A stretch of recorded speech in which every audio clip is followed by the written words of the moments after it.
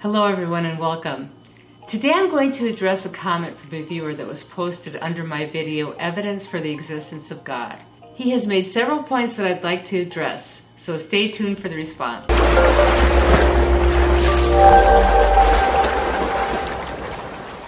If you're interested in discussing topics related to science, religion, or both, or any topic of interest, make sure you subscribe to my channel and remember to hit the bell button so you can receive notifications when I post new videos. So let's get right to the comment. Kaleha says, I think your proposed evidence is flawed. I disagree that attributes of an effect indicate the attributes of its cause. Laws, for example, do not indicate a knowledgeable lawmaker, they just indicate some kind of cause. Anything more than that would have to be demonstrated, which it, to my knowledge, hasn't been. I have no idea what this cause might be, and I think it's irrational to attribute the man-made concept of God to this cause without justification for doing so. Is the organization of traffic really that similar to the laws of the universe? Without the organization of traffic, there would be chaos, which is something that can occur and something humans have observed. Without the laws of the universe, however, we wouldn't exist, as you say, but we don't even know if it's possible for the laws of the universe to not exist in the first place, since unlike the traffic example, we haven't observed this.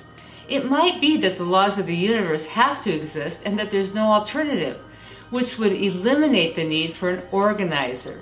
Really, it's just too speculative of an area to talk about, making this comparison problematic. Well, let's examine a couple of points here. First, we don't know if it's possible for the laws of the universe to not exist in the first place, since unlike the traffic example, we haven't observed this. Well, it is true that we haven't observed a scenario in which the laws of the universe don't exist because we have these laws, we have them here in our world. As far as whether it's possible that the laws of the universe didn't exist in the first place, if you ask physicists what would happen if we didn't have these precise laws and cosmological constant exactly as it is, as far as we can tell, none of this would even exist, we couldn't exist, and that's not even disputed. In our world, it is such that when we are dealing with laws in our everyday life, we know that these rules or laws come from a source and someone created, directed, and planned out these laws. But then we also have these laws that apply to the entire universe. From the human perspective, when we encounter laws and rules and all this organization, they have an effect, and the characteristics of their effect do indicate the characteristics of the cause.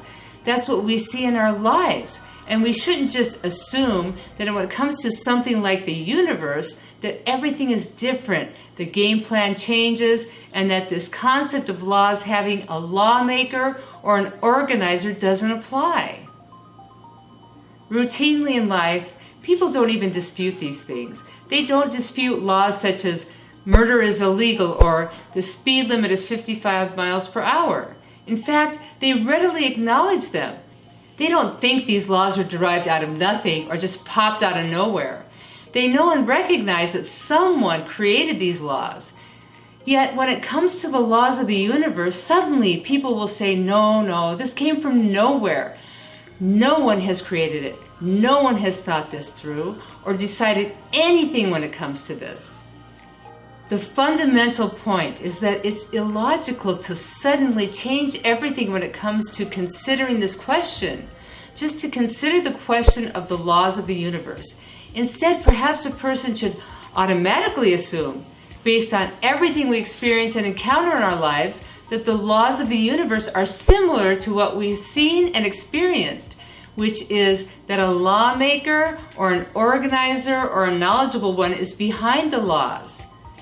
It should be thought to be the case until proven otherwise, but instead, what some people do is to claim the opposite, as if it's more logical to think that everything is different in this instance.